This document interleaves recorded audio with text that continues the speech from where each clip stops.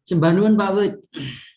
Nggih. Matur sembah nuwun Bapak Ibu ingkang kinasih ing Gusti Yesus. Terima kasih banyak untuk kepercayaannya. Hari ini saya diberi kesempatan untuk berbagi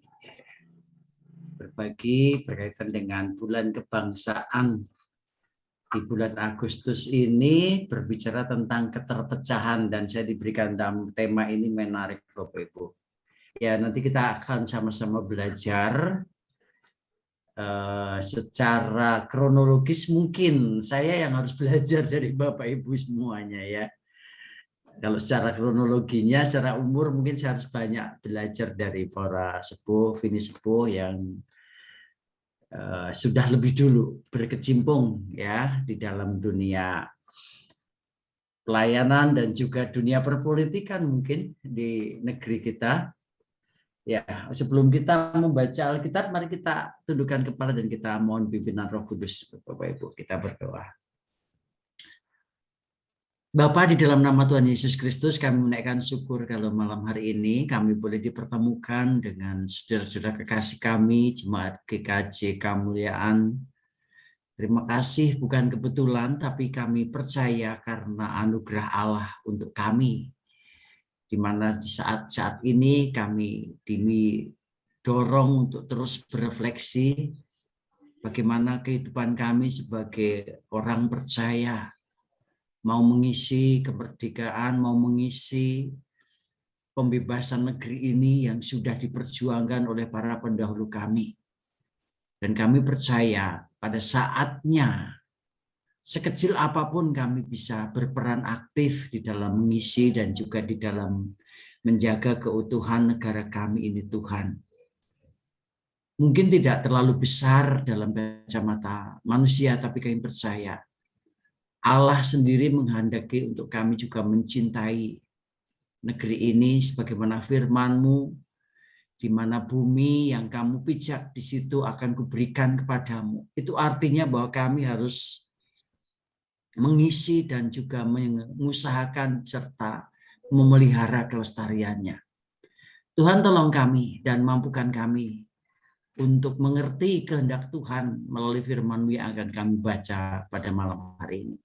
Dalam nama Tuhan Yesus Kristus, Tuhan berkati jemaat-Mu, dan mungkin juga saudara-saudara kami yang masih dalam proses untuk bergabung, kami berdoa supaya Tuhan juga boleh tolong, sehingga tepat pada waktunya boleh bersama-sama dengan kami, belajar bersama malam hari ini.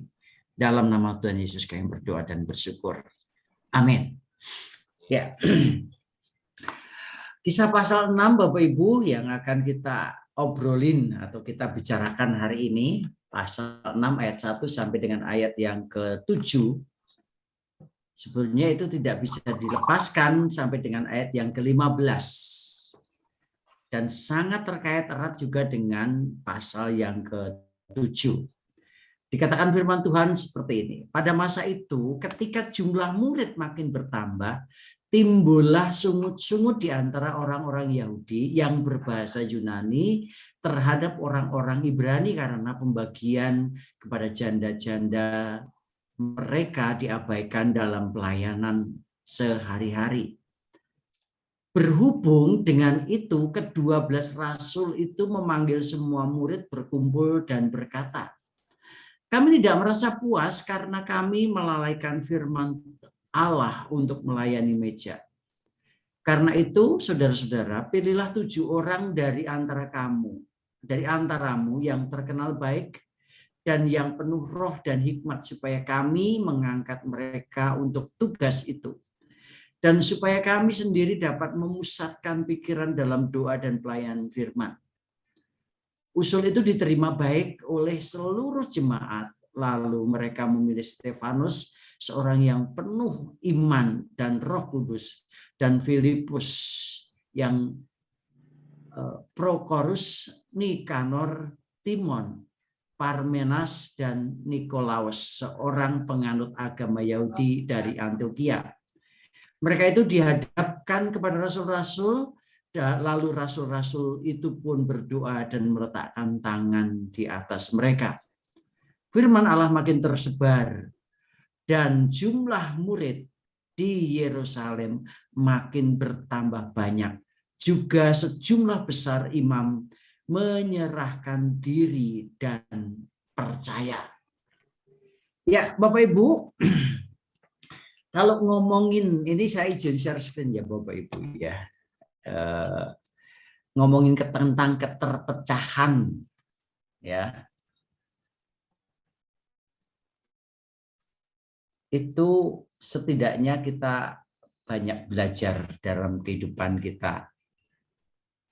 Karena ada banyak hal yang bisa kita refleksikan dalam kehidupan kita. Ya, ini saya keluar sebentar, terus saya masuk lagi share-nya karena pasti nggak bisa digeser kalau ini. Ya, ini ada satu nasihat awal Bapak Ibu. Nasihat awal untuk kita semuanya dan mungkin Bapak Ibu sudah hafal dengan kalimat-kalimat seperti ini. Ya. Yen atimu tansah ora tentrem, rina wengi ora bisa merem. Aja nganti kowe njur salah dalan. Bingung pikiran lunga sak paran-paran. Raja Brana itu ora marake ayem, pangkat mulya ora marake adem. Ngelingono donyane kebak godha sapa lena uripe bakal cilaka. Ya. Pesan ini mau mengingatkan kita Bapak Ibu bahwa ada pesan yang paling bawah yang terakhir ini untuk kita senantiasa waspada. Karena apa? Karena kita harus ingat bahwa dunia itu banyak godaan. Ngelingono donyane kebak dosa ya, kebak godha, kebak dosa juga. Nah, kalau kita lena, kalau kita lengah, kalau kita lena, ya hidup kita jadi sengsara. Kenapa Bapak Ibu? Dan ini sesuai dengan apa yang difirmankan oleh Yesus. Berjaga-jagalah dan berdoalah. Nah, dari sini kita mau belajar dengan kasus yang ada di jemaat yang pada waktu itu masih jemaat awal di Kisah Para Rasul pasal 6 ya. Pasal 6 ayat 1 sampai ayat yang ke-7. Jadi semakin jemaat itu bertambah, semakin jemaat itu bertumbuh, biasanya nanti akan muncul godaan dan juga tantangan yang lebih besar lagi. Nah, saya boleh bertanya sebentar Bapak Ibu, ada apa yang ada dalam pikiran kita jika kita mendengar kata perpecahan? Monggo boleh komentar dulu Bapak Ibu, dan juga boleh di chat. Apa yang ada di pikiran kita kalau mendengar kata perpecahan? Beda paham, Pak. Tidak paham, oke. Beda paham, oke. Konflik, ya. Terus apa lagi nih? Ya, beda paham, konflik. Nah, ambiar, ya. Pak Noko, ya ambiar. Nah ini istilah ambiar itu pecah yang berkeping-keping ya Pak. Ya Pak Noko ya, betul Pak. Jadi ambiarnya, kalau ambiar ini akhirnya menjadi apa? Sangat tren ya beberapa waktu ini karena dipopulerkan seorang tokoh mantan menteri yang selalu pakai istilah ambiar dalam cuitannya, morat marit ya. Ya betul, morat marit. Oke, ini yang pertama Bapak Ibu. Ya, ada lagi? Ya itulah. Hancur-hancuran. Hancur-hancuran ya. Nah, bubar Pak. Bubar. Nah, bubar ya. Bubar sebubar-bubarnya. Iya, bubrah. Oke. Nah, bubrah juga. Nah, ini penting banget loh Bapak Ibu kalau tapi memang tidak selamanya kata perpecahan itu konotasi negatif. Tapi memang ya 90% konotasinya negatif ya. Tapi ada sesuatu ya negatif itu, Pak. Ya. Ada sebagian kecil yang notabene nanti perpecahan itu juga bisa menimbulkan satu dampak yang baik juga. Kenapa? Bisa jadi malah nanti justru karena perpecahan itu Injil semakin meluas kemana-mana. Bisa jadi Oh, ya. iya. Orang Ya. yang pergi-pergi itu. Betul. Nah, yang kedua, ini ada satu pertanyaan yang kedua. Ya. Nah, ini pasti kaitannya dengan ke sini Bapak Ibu. Nah, perintisan dan pengembangan jemaat. Ya, apa yang kita dengar? Kalau tadi ada perpecahan, di sini kata perintisan dan pengembangan. Agak-agak susah ya kalau yang ini. Kalau perintisan biasanya ya mau mencoba memulai dari nol gitu ya. Yeah. Oke, ini ada chat satu. Nah, effort, oke. Nah, jemaat yang makin semangat. Yes. Nah, ini seperti Bapak Ibu biasanya para sepuh dan bini sepuh itu lebih semangat daripada para muda. Yang itu tidak bisa disangkali dan tidak bisa dipungkiri bahwa kalau udah kegiatan gini paling banyak ya para sepuh dan bini sepuh yang lebih care ya. Oke. Karena kesannya seolah-olah kalau ini PA itu oh ya gitu. Tapi realitasnya memang benar di semua jemaat juga begitu. Kebetulan saya juga pernah pimpin jemaat cukup lama Bapak Ibu di Sumatera. Nah, kasusnya juga ya sama aja di mana-mana tempat ya. Tapi saya lebih setuju menggunakan istilahnya pengembangan Bapak Ibu. Ya, timbul gereja baru. Ya, betul Bu Oni. Terus merangkul dan memaksimalkan kemampuan SDM yang ada. Oke. Ya. Nah. Oke, ini kalau pengembangan atau perintisan. Tapi realitasnya nanti juga menjadi masalah. Karena kalau di Indonesia itu lebih banyaknya adalah bukan pengembangan, tapi pemindahan jemaat. Setuju nggak Bapak Ibu? Iya, betul. Betul ya? Karena di sini gereja sini ada ya itu tadi perpecahan, pindah gereja ini, pindah lagi gereja-gereja gitu, Pak. Iya. Nah, makanya kita harus ingat yang pesan awal tadi Bapak Ibu. Setuju ya. Ini yang secara pribadi yang seringkali saya kalau udah kumpul dengan beberapa hamba Tuhan yang selalu tanda kutip saya katakan tanda kutip bilang oh ini pelayanan penginjilan misi. Nah itu bukan penginjilan dan misi tapi mindah jemaat saya gitu. Ya. Dan beberapa kali ketemu dengan orang-orang seperti ini Bapak Ibu dan ternyata di situ tuh selalu menimbulkan masalah baru. Nah, berbeda kalau dengan pengembangan. Kalau pengembangan karena mungkin di kemuliaan itu udah terlalu penuh gitu ya, tempatnya udah nggak bisa apa-apain lagi. Ya udah dikembangkan aja. Mungkin yang di wilayah mana lagi wilayah Soreang dikembangkan aja di sana. Nah, kalau itu boleh, enggak apa-apa. Tapi jangan sampai nanti ada dengar kata istilah, oh ini kemuliaan pecah, enggak bisa. Tapi kalau dikembangkan saya lebih setuju Bapak Ibu. Kenapa? Karena ini kita harus ingat sejarah ya. Ojo nganti kepaten obor itu loh. Dalam bulan kebangsaan ini ternyata saya kemarin sempat membaca secara detail Bapak Ibu founding father-nya GKJ, Pak Kiai Sadrak itu bukan orang sembarangan yang asalnya Purworejo itu, dan dia juga berkali-kali dipenjara oleh Belanda karena dianggap menjadi suatu ancaman di zaman itu, di zaman Belanda itu. Jadi ternyata Pak Kiai Sadrak itu juga menjadi salah satu pelopor ya, pelopor dan juga termasuk perintis kemerdekaan, perintis negara ini juga gitu ya. Jadi kalau dipikir kalau kita selama ini didiskreditkan dan terjadi pembodohan sejarah seolah-olah orang Kristen itu tidak ada perannya. Nah ini yang harus berani kita counter Bapak Ibu. Ya, kita harus berani kita counter supaya kita memberikan pencerahan yang benar. Nah, yuk iseng sedikit Bapak Ibu. Saya suka iseng sedikit ya.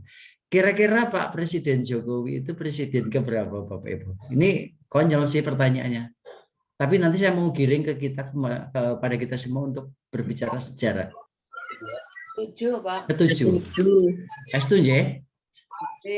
Oke, ketujuh. Oke.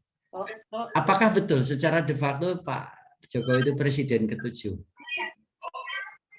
Secara de facto tidak, Bapak Ibu. Bahkan Indonesia pernah punya presiden tanda kutip yang Kristen loh. Hah, masa iya Pak? Begitu saya buka sejarah itu kadang-kadang menurut saya juga ngamuk. Nggak mungkin Pak Jono itu bikin salah. Salah sejarahnya gitu ya. kosong artinya. Ya. Ternyata benar Bapak Ibu, kita pernah punya pemimpin negeri ini, pejabat setingkat presiden yang adalah anak Tuhan. Yuk kita hitung, yang pertama itu presiden kita itu Soekarno.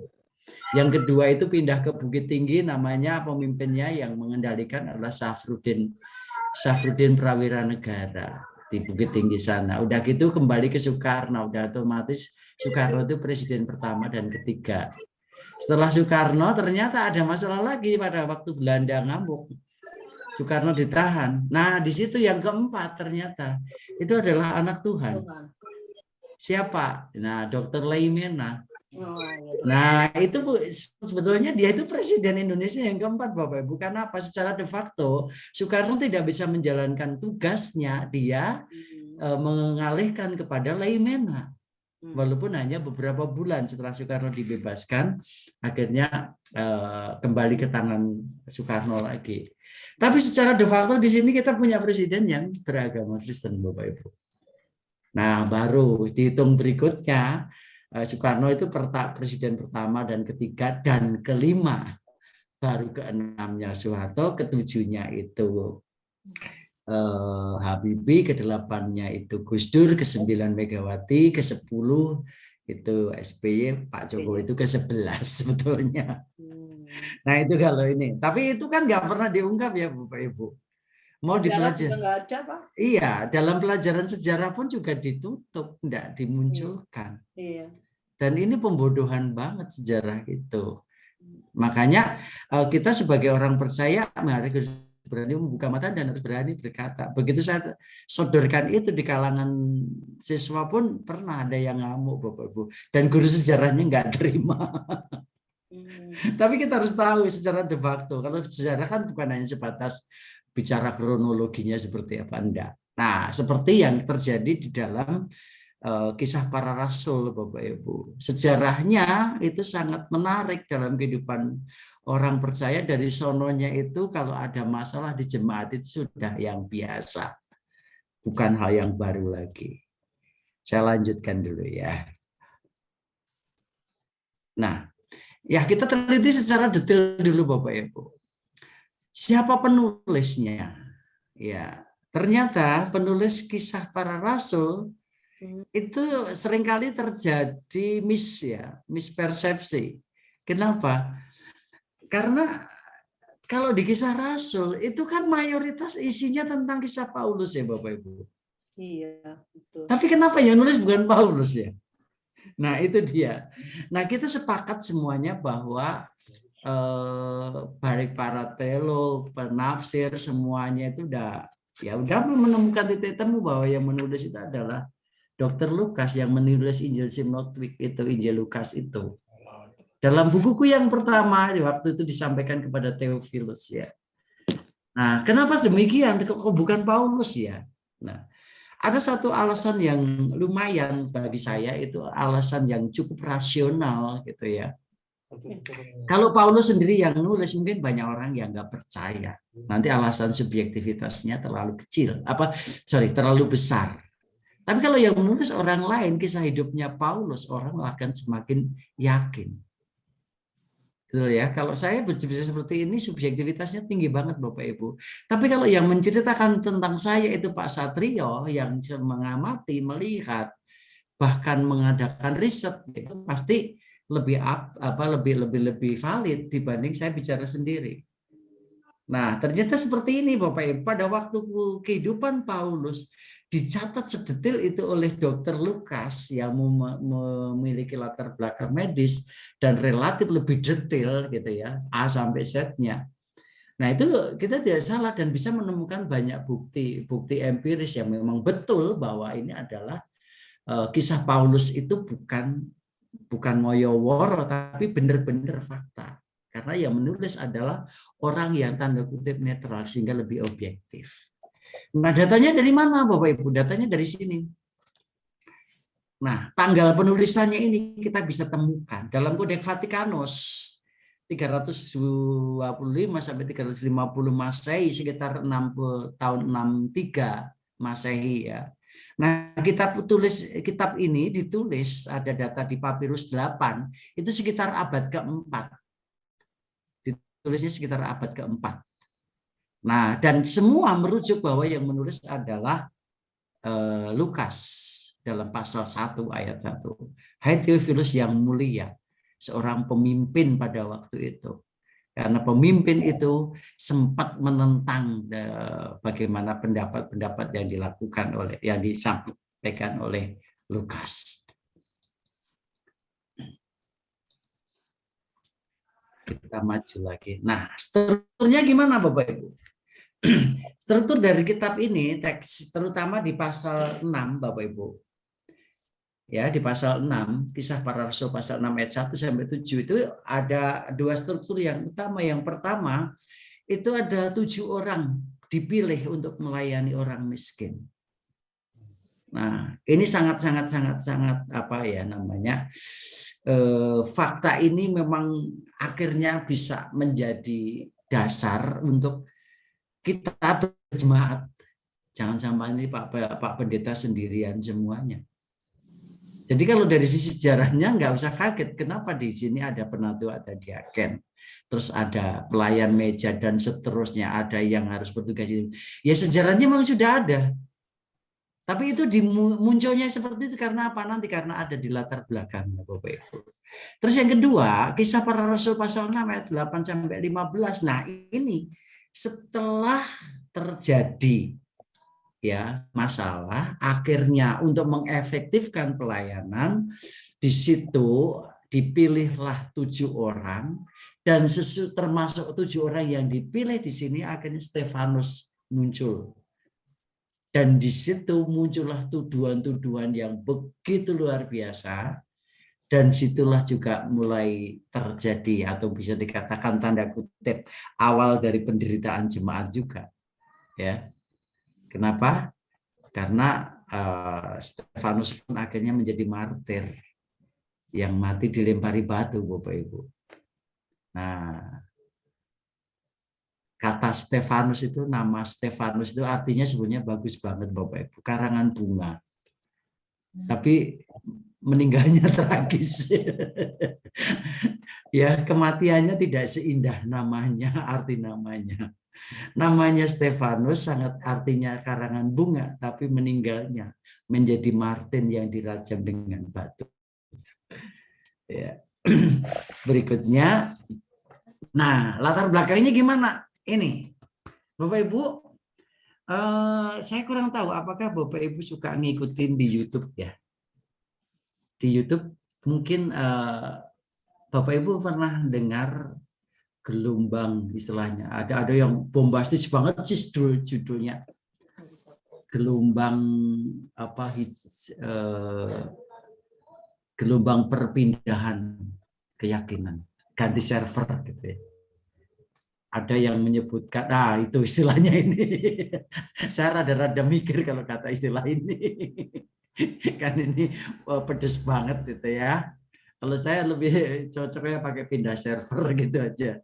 Nah, itu kan ada seperti itu ya di sana. Dan orang-orang yang akhirnya dengan cara bagaimana mendiskreditkan server yang lama pindah ke server yang baru.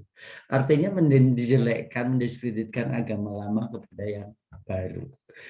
Ya termasuk saya dulu sempat juga jengkel Bapak Ibu karena puluhan tahun saya ditipu, dan begitu saya ngerti, walah kok kayak gini dia.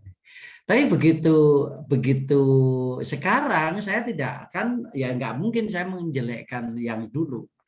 Saya menganggapnya adalah itu keterbelakangan pemikiran malahan. Ya, kurang apa ya Bapak Ibu ya, kalau waktu saya mondok di Jombang itu di Tebu Ireng, terus sama pondok pesantren modern As-Salam di Solo yang punyanya Muhammadiyah gitu ya. Jadi dua-duanya NU Muhammadiyah tak pelajari. Ya akhirnya saya jadi ngerti bahwa atas ketidaktahuannya dan ketidakmampuannya untuk belajar dan ketidakmauannya untuk mencoba belajar, akhirnya gampang dibodohi. Dan caranya gimana? Nah ini di latar belakang ini ternyata orang percaya di awal itu mengalami pertumbuhan dan pertambahan yang cukup signifikan. Sekali khotbah Petrus 3.000 orang, terus naik lagi 5.000 orang, dan berdiri jemaat lokal gitu ya. Dan itu menjadi ketar-ketir loh banyak orang loh Bapak Ibu. Saya ingat betul pada waktu saya di mana itu di Sekayu ya namanya Bapak Ibu. Mungkin kalau pernah ada yang ke Sumatera itu ada namanya kota kabupaten kecil, sepi banget dulu. Kalau sekarang nggak tahu, saya udah lama nggak ke sana. Namanya Sekayu, itu Kabupaten Musi Banyuasin. Ya, Muba. Nah, sepanjang sejarah di situ tidak pernah berdiri gereja Bapak Ibu. Sampai ada data saya yang cukup valid pada waktu itu, ada perantauan dari Sumatera Utara, 40-an pemuda orang Batak merantau ke situ dan tinggal 3 orang yang bisa bertahan dalam keyakinannya. Saking begitu beratnya. Karena apa? Ya karena diskreditkan. Tapi yang lain-lain lagi hanya karena masalah biasa pernikahan Bapak Ibu. Karena pernikahan. Dan yang 3 orang ini karena tidak pernah terlayani oleh gereja, karena di sana juga tidak pernah ada gereja. Saya orang kedua yang diminta untuk situ.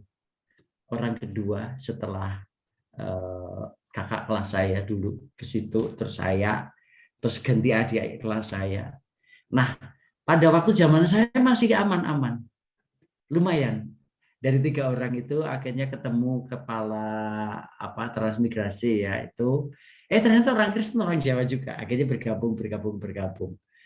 Nah, kalau di situ karena nggak ada gereja ya saya berani katakan itu perintisan dari nol, bukan pindah jemaat, enggak. Nah, dan akhirnya betul Bapak Ibu, dan saya akhirnya ketemu dari beberapa teman pemuda yang dulu sudah pindah server itu karena pernikahannya, akhirnya justru istrinya yang ikut. Dan istrinya inilah yang akhirnya apa? Menjadi pelopor kegerakan kekristenan di situ. Jadi bukan suaminya yang dari sononya Kristen, enggak. Karena dia betul-betul mengalami jamahan Tuhan ya. Akhirnya di situ mulai bertambah dan kita berusaha mendirikan gubuk lah gitu ya, bukan gereja, gubuk Bapak Ibu, karena waktu itu atapnya masih pakai daun sirap gitu. Ada kalau 5-6 kali dibakar. Ya untungnya selamat ya.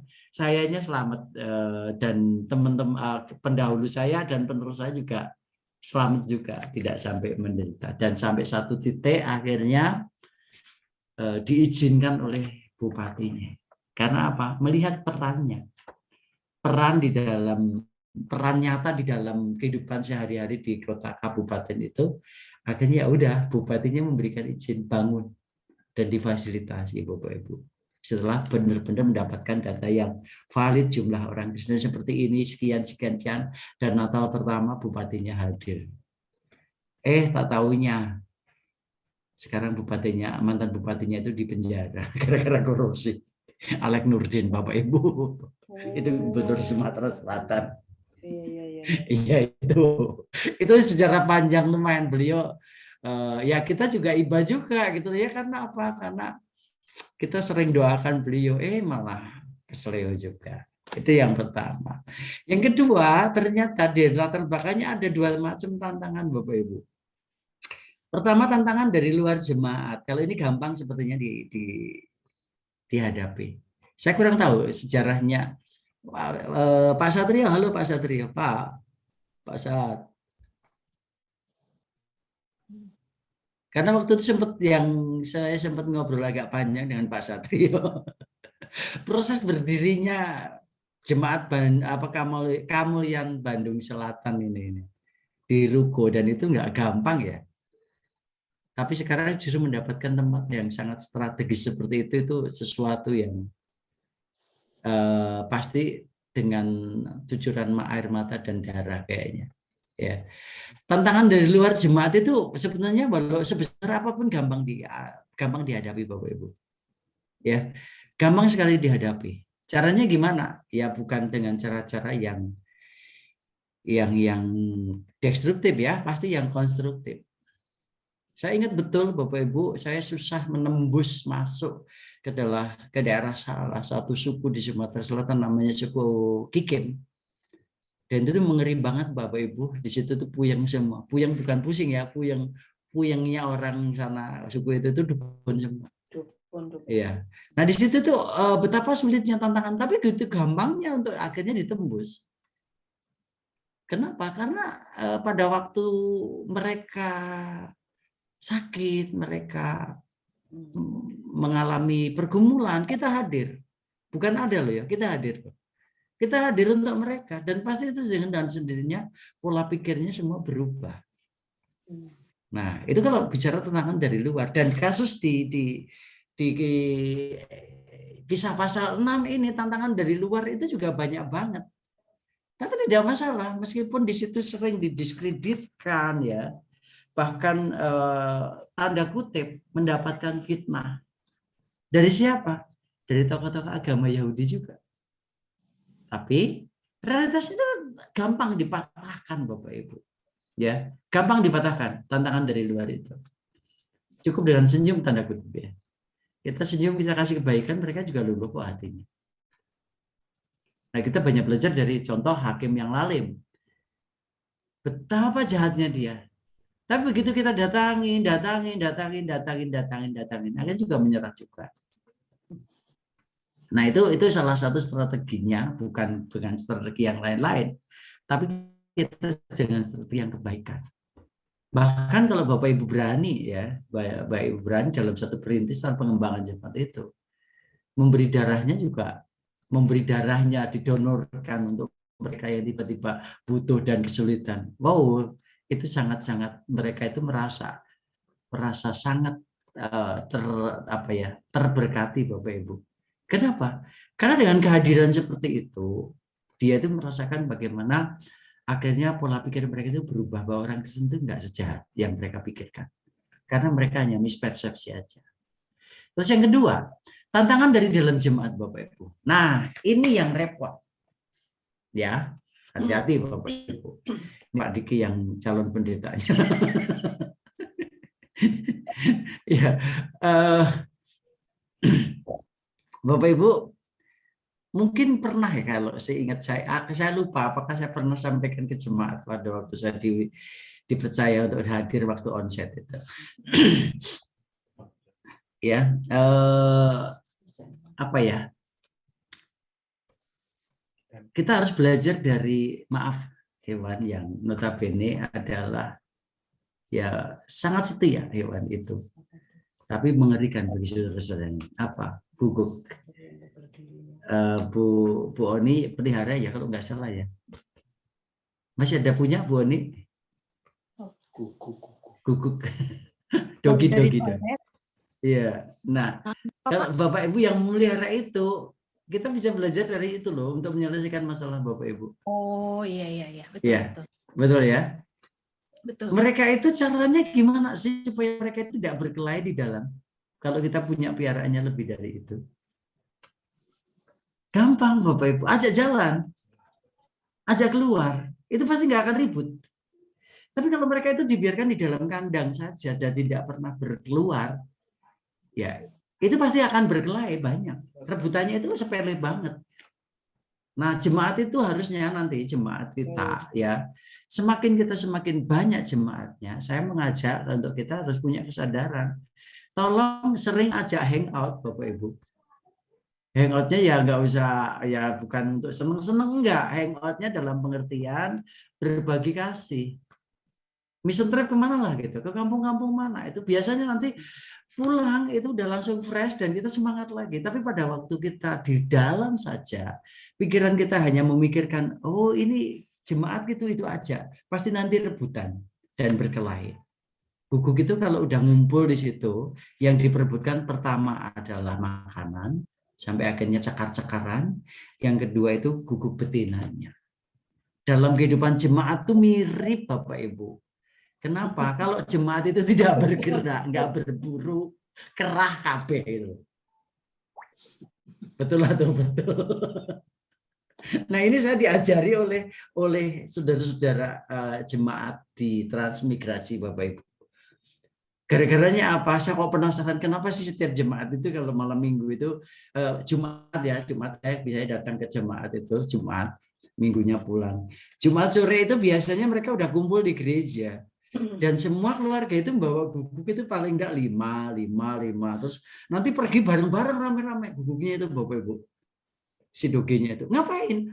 Pulang itu udah pasti membawa berapa ekor. Bisa 5-10 ekor babi. Diajak berburu semua. Dan di situ akhirnya apa? Kompak banget. Nah, jemaat kalau udah banyak, tolong ajak berburu. Ya Pak Diki nanti ajak semua, enggak yang muda, enggak yang tua, semua ajak berburu. Memburu apa? Memburu jiwa. Caranya gimana? Ya banyak bisa. Yang paling sederhana. Bapak Ibu yang punya keahlian masak, bikin makanan pagi, nanti jalan bareng muter-muter bagiin ke yang nyapu jalanan di Kota Bandung gimana gitu. Biasanya kalau saya subuh-subuh sih Bapak Ibu. Jadi modal 10.000 tapi bisa merata untuk 5 orang kan lumayan ya. 1 orang 2.000 bandrek atau bajigur sama yang rebus-rebusannya itu dibagi-bagiin. Nah, jadi kalau saya beli 10.000 jadian 5, gitu. Udah langsung mati. Udah ketemu 5 tukang sapu. Nah, dari situ udah langsung apa? Sampai akhirnya satu titik waktu di stop. Punten saya mau nanya dulu, kenapa baik banget sama kami? Bukan ya karena Tuhan sudah baik. Saya cuma bilang gitu. Tuhan itu udah baik sama saya. Makanya saya harus bagi sama AA. Apalagi ini subuh-subuh. Anda pahlawan lingkungan di Kota Bandung. Supaya nggak masuk angin. Ini ya minum. Minum bandrek. Biar hangat. Mereka sampai aduh puji Tuhan. Ya. Spontan ngomong Alhamdulillah. Baru kali ini. Justru orang Kristen yang memerhatikan saya. Tuh. Apakah nanti mereka langsung ke Kristen? Enggak, biarin aja. Itu urusan Roh Kudus, bukan urusan kita, Bapak Ibu. Tapi minimal pola pikir mereka berubah. Bahwa kita diterima oleh mereka. Ya. Yang kedua Bapak Ibu, ada kalanya iri-irian di jemaat itu, di tantangan dalam jemaat ini. Iri-iriannya gimana? Nah, kalau kasus di dalam kisah 6 itu, apa yang terjadi? Mereka merasa tidak diperhatikan. Tidak dipedulikan, merasa tidak adil dalam perlakuan oleh hamba-hamba Tuhan, gitu loh jemaatnya. Oleh majelis ya merasa tidak dipedulikan, oleh pendeta merasa tidak diurus, gitu. Hati-hati di sini Bapak Ibu. Di sinilah sumber kekacauan yang paling susah untuk diselesaikan. Akhirnya terbentuklah grup ini. Wah itu bahaya banget. Solusinya ya ajak keluar aja berburu. Rangkul mereka semuanya. Nah, di sini akhirnya apa Bapak Ibu? Pada waktu muncul sungut-sungut, muncul permasalahan yang sekian banyak di jemaat itu, ya akhirnya kacau semuanya. Di kisah para rasul pasal 6 ini, ya untung pada waktu itu belum terjadi kayak sekarang. Kalau sekarang kecewa di gereja ini kecewa di kemuliaan pindah kemana Bapak Ibu? Suka-suka, semua terima kok.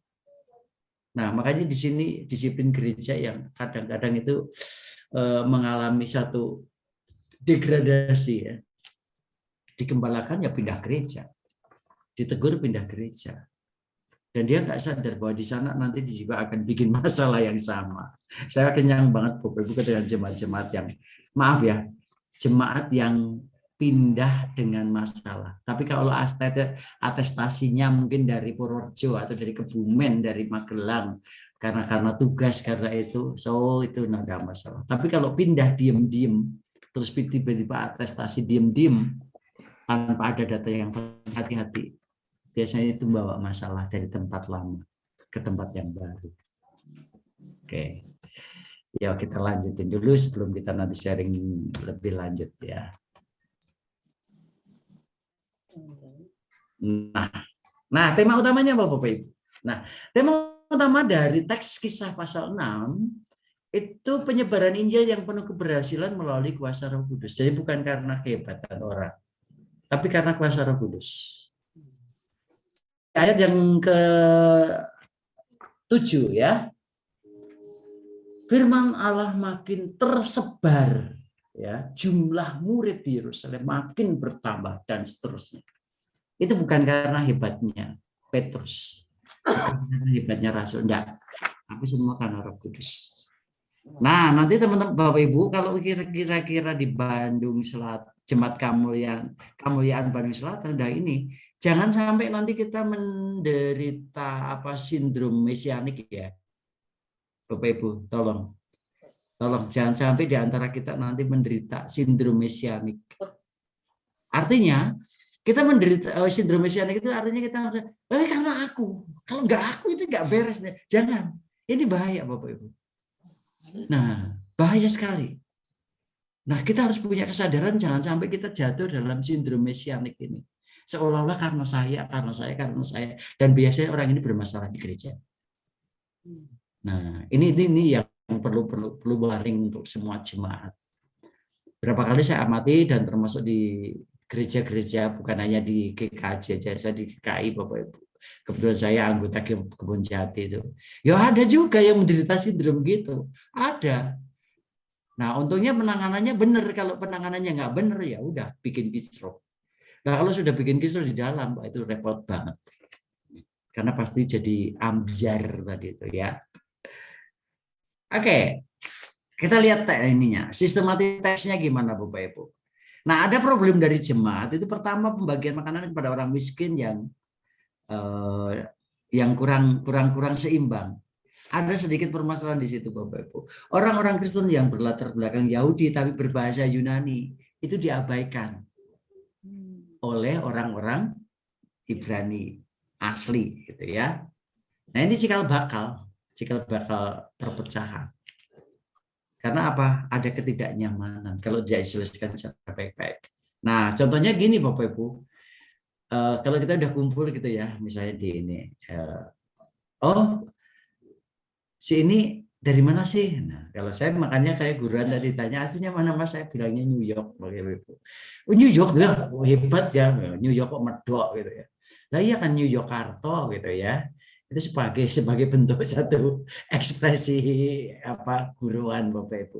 Nah, ada kalanya gini, orang-orang yang sudah lama mungkin tanda kutip bahasa Jawanya atau bahasa Sundanya sudah nggak terlalu bagus, nggak dianggap. Jangan. Ini mirip seperti itu. Jadi orang-orang Yahudi yang percaya, tapi mereka pakai bahasa Yunani, itu sedikit diabaikan dalam pelayanan itu, pembagian terhadap janda-janda itu. Nah, ini kasus ini saya kenyang waktu awal-awal COVID Bapak Ibu. Jadi maki-maki oleh warga itu sering banget. Gara-gara apa? Semua nuntut minta bantuan karena merasa terdampak gitu ya. Nah, ya waktu itu saya sebagai satgas ya juga puyeng juga. Semua nuntut ini baginya gimana? Ada yang rumahnya ya tukang ngumpulin sampah malah nggak dapat. Yang rumahnya mewah ngotot minta dapat. Ini kalau nggak bijak menyelesaikannya kita yang setruk Bapak Ibu. Betul. Sampai akhirnya saya demam tinggi, ternyata awalnya saya takut kalau saya COVID gitu ya. Ternyata saya baru ingat kalau saya dari pagi sampai jam malam belum sempat makan. Gara-gara ngurusi warga yang penyaluran bantuan dari pemerintah yang yang amburadul itu ya. Terus yang kedua. Nah, yang kedua itu awalnya masalah itu hanya ditangani oleh rasul-rasul sendiri. Nggak melibatkan jemaat. Nah, Bapak Ibu kalau kita menyelesaikan masalah dalam jemaat itu kita nggak bisa sendiri, pendeta nggak bisa sendiri, rasul-rasul nggak bisa sendiri, harus melibatkan jemaat. Nah kalau yang bermasalah pendetanya gimana? Kan sekarang kebalik-balik ya Bapak Ibu ya, kebalik-balik gitu. Ada kalanya jemaat itu bermasalah, pendetanya cuek. Ada juga pendeta bermasalah, kita nggak berani negur. Nah itu tulisan Tuhan gitu ya. Betul ya enggak? Betul enggak Pak? Betul ya? Betul. Ya harus berani. Caranya ya gimana ya? Caranya jangan di depan umum. Kenapa? Makanya tadi karena masalahnya begini Bapak Ibu. Kalau jemaat tanpa pendeta bisa jalan, tapi pendeta tanpa jemaat mati. Lo bener ini serius Bapak Ibu. Pendeta tanpa jemaat ya matilah gitu ya. Tapi kalau jemaat tanpa pendeta masih bisa jalan, undang pendeta tamu. Gitu loh ceritanya tuh. Nah, makanya kadang-kadang kita harus betul-betul hati-hati di sini. Tapi juga jangan sampai nanti kita merasa mampu nggak butuh pendeta, ya keliru juga gitu loh masalahnya. Karena bagaimanapun, ya kan. Nah ini di GKI kan pernah ada kejadian begitu Bapak Ibu. Terlalu sentris banget. Begitu satu pendetanya meninggal, masyarakat cair semua. Gimana? Aduh, memberikan standarnya terlalu tinggi gitu ya. Harus seperti yang itu, yang udah almarhum, ya enggak bisa. Nggak mungkin. Nah, makanya dalam penanganan masalah-masalah seperti ini harus betul-betul perlu hikmah Tuhan. Caranya gimana? Nah, kadang-kadang kalau saya dengan pendeta-pendeta saya di Kebon Jati itu, Pak, kayaknya ada something deh ini. Gimana Mas ini? Ini kayaknya kalau saya tok sendiri kayaknya kurang dianggap ini. Gimana kalau Bapak yang juga sekali aja menemani saya beresin itu masalahnya jemaat yang itu. Oh iya Mas, nggak apa-apa gitu ya. Saya sejalan kadang-kadang sama pendeta Emeritus Tri atau pendeta Yoja gitu. Apa sudah selesai? Tapi minimal ada saksinya Bapak Ibu. Dengan cara yang lebih elegan gitu ya. Nah, jangan sampai kita hanya nanganin sendiri, kasihan Bapak Ibu. Mari kita keroyok bareng-bareng gitu ya. Kita masing-masing memberi. Terus yang berikutnya timbul sungut-sungut karena ada yang merasa diperlakukan tidak adil. Nah ini kalau udah jemaat sungut-sungut, hati-hati. Para penatua kalau ada jemaatnya yang bersungut-sungut, Pak kok aku nggak gini toh, gitu ya. Walaupun sambil guruan, tolong diresponnya dengan positif. Jangan reaktif Bapak Ibu.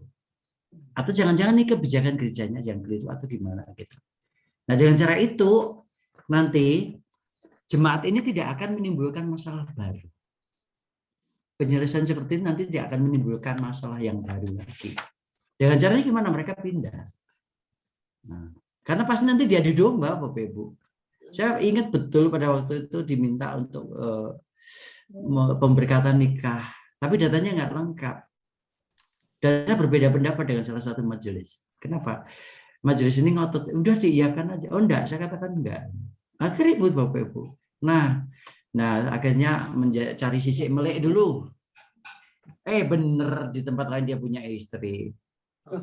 Nah kan resiko yang gitu. Jadi kalau sungut-sungutnya hanya masalah karena pembagian tugas atau apa ya itu masih gampang dibicarakan Bapak Ibu. Yang kedua, problem dari luar Bapak Ibu. Apa itu? Beberapa orang sengaja memancing di air keruh. Nah, hati-hati kalau ada yang sampai muncul gini. Sudah tahu ada masalah, sengaja dia jadi bensin. Disiram bensin, ya tukang-tukang kompor gitu, bahaya. Dan tukang-tukang kompornya itu bukan hanya orang sembarangan kalau dalam konteks ini Bapak Ibu. Ahli-ahli agama. Di Indonesia juga begitu sekarang. Ya, tukang kompornya bukan memang profesinya itu, tapi ternyata berlindung di balik jubah agama. Hati-hati di sini. Karena apa? Karena gereja itu diem juga salah, bersuara juga salah, ya. Kita menyatakan kebenaran panen batu, kita diam juga dihujani batu. Itulah gereja. Nah, beberapa orang kasus di pasal-pasal sebelumnya itu termasuk tokoh-tokoh agama semua. Dan juga orang-orang yang merasa tersabotase profesinya sebagai dukun, sebagai apa dan seterusnya itu di zaman Paulus itu. Terus yang kedua menggunakan isu agama. Nah, contoh konkret. Para murid itu kan semua pernah dipenjara ya. Gara-gara pakai apa? Isu agama semua. Jadi kalau sekarang itu lagi marak Bapak Ibu, marak politik identitas, isu agama di gedung-gedungan itu nggak usah kaget. Jangan kagetan. Nggak usah kaget. Karena apa? Di Alkitab sudah pernah ada kok. Pernah ada. Itu mengulangin sejarah aja. Pengulangan sejarah. Tuh, Mas, itu kan orang luar sana. Siapa bilang? Orang di Kristen juga ada, Bapak Ibu. Mau buka-bukaan? Boleh. Tapi nanti jadi repot ya. Kan kemarin juga sempat itu. Untung bukan di Bandung, Bapak Ibu. Di Bandung relatif aman dan nyaman dan tidak terjadi bansos itu ya, bantuan sosial untuk gereja. Ada ya tetap. Nah, contoh konkret kemarin ada yang beberapa tahun yang lalu itu saya ikut memverifikasi Bapak Ibu untuk bantuan ke gereja-gereja itu dari Kemenak. Gitu. Saya ikut ngutak ini gimana Mas bantu verifikasi gitu kan karena dari Bimas Kristennya. Oh ini benar Bu, ini saya pernah masuk dan saya pernah ke situ dan itu butuh. Begitu oke ya udah. Nah, tapi kan ada sekelompok organisasi gereja yang juga mengatasnamakan umat Kristen, umat Kristiani. Nah, sekelompok kecil ini kadang-kadang Bapak Ibu terpancing oleh ini isu agama. Ya, yang ujung-ujungnya kalau di kasus di kisah itu para murid sempat dipenjara dan akan dilepaskan. Nah, lalu di dunia nyata sekarang saya yakin Bapak Ibu pernah dengar di sosial media kasus itu. Akhirnya terjadi kerusuhan di seluruh gereja di kota itu gitu ya. Saya nggak usah sebut, Bapak Ibu udah tahu lah. Ya. Nah, penyelesaian masalah gimana Bapak Ibu? Dari Kisah Rasul pasal 6 ayat 1 sampai 7. Nah, ini menarik Bapak Ibu, ada beberapa langkah yang cukup very good ya menurut saya. Ya. Caranya gimana? Nah, para rasul itu tetap menunjukkan dengan kerendahan hati Bapak Ibu. Nah, jangan sampai itu tadi yang saya bilang sindrom mesianis tadi. Biasanya kalau orang menderita sindrom mesianis itu tidak akan ada rendah hati sedikit pun. Dia juga kadang-kadang malah dia bilang merendah, ya aku juga rendah hati kok, tapi di atas gunung gitu. Apa bedanya ya Bapak Ibu? Merendahkan hati di atas gunung. Nah ini menjadi petunjuk untuk kita ya. Mari monggo kita sebagai mungkin di jemaat GKJ ya andap asornya itu perlu terus dipelihara, perlu di ini. Karena wisdom kejawaan itu jangan sampai hilang Bapak Ibu. Saya nyesel loh, betul loh. Saya benar-benar nyesel Bapak Ibu. Pada waktu awal-awal saya di Kristen itu wisdom kejawaan saya itu berusaha dikikis sedemikian rupa. Oh ini nggak boleh, oh ini nggak boleh, oh itu klenik, oh ini enggak. Tapi kesini begitu saya sudah pelajari, enggak ini sesuai, jadi bagus dan bisa mendarat dalam budaya tradisi kita. Nah tadi saya sempat mendengar ya ada, oh ini bulan kebahasaan besok ininya pakai nuansa Nusantara, wah itu saya senang banget itu ya. Terus yang kedua, para rasul tetap memprioritaskan pada kesatuan jemaat. Nah, caranya gimana? Harus ada yang rela. Harus ada yang rela.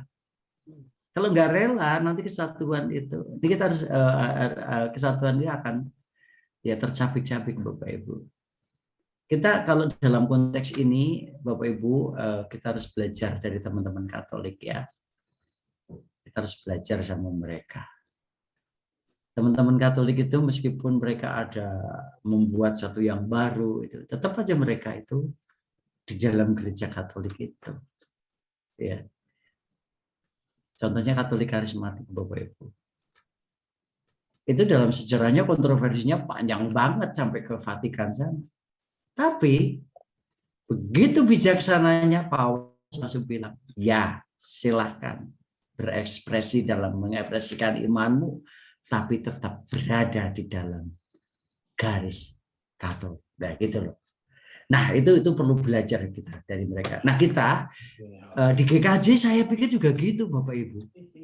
Ya harus.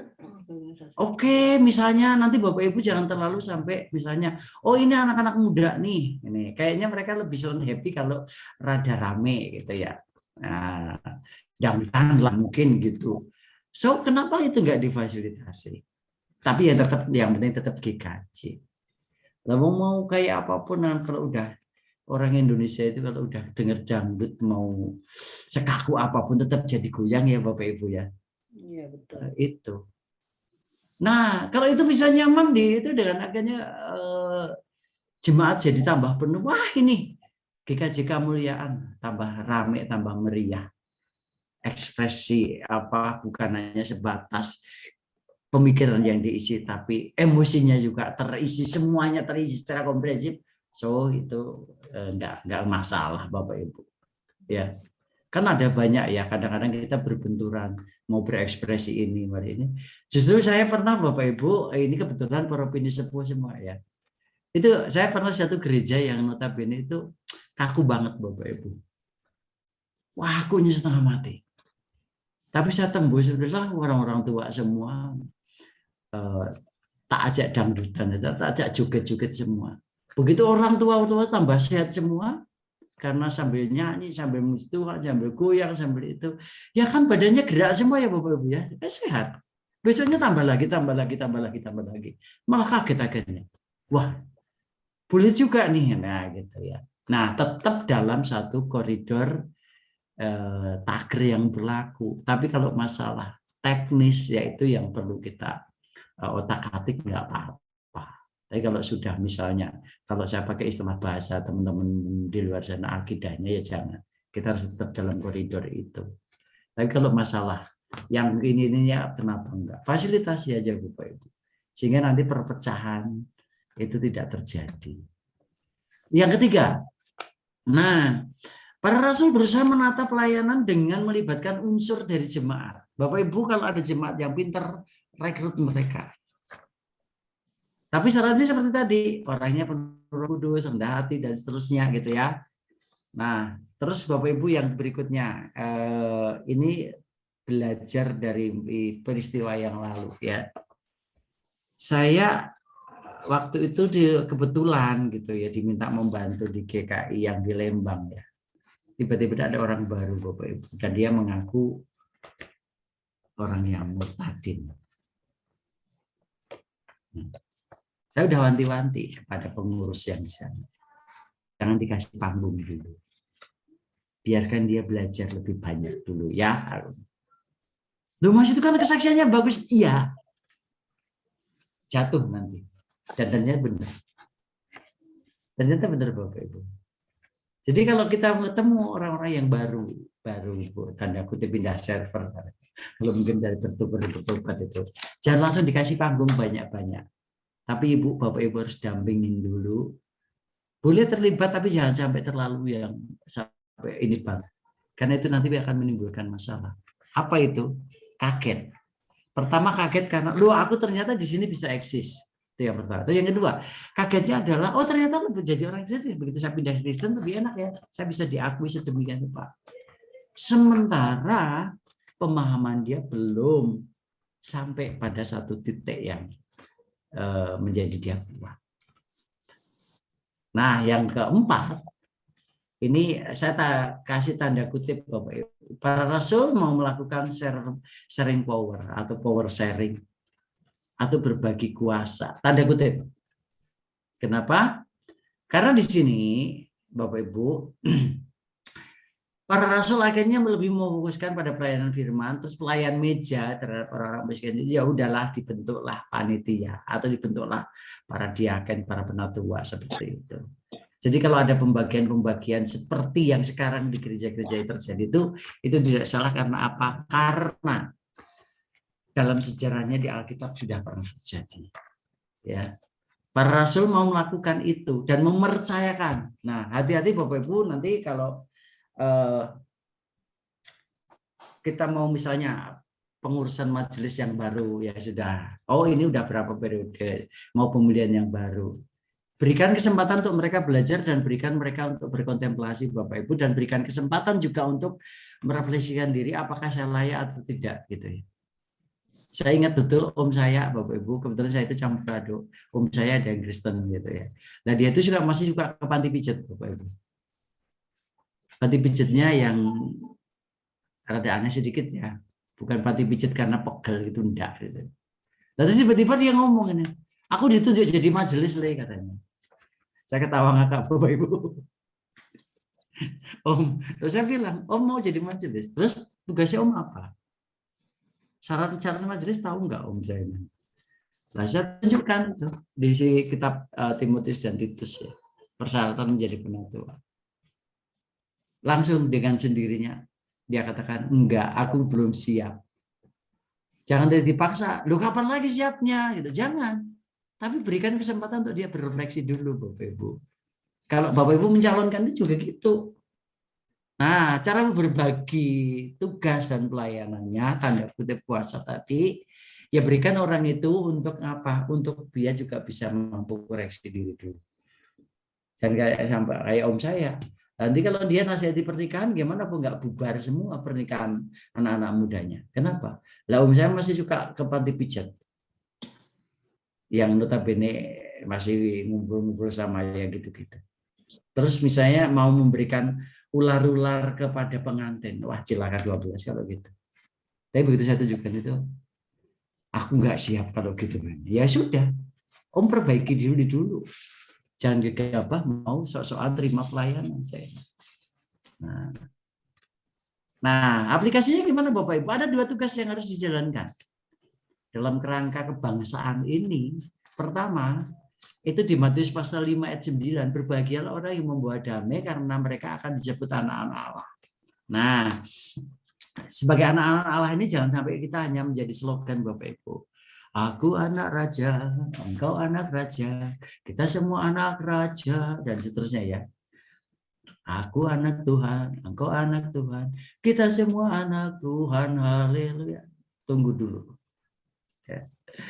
Jangan itu hanya sebatas nyanyian dan slogan, tetapi di sini harus benar-benar kehadiran kita. Ya.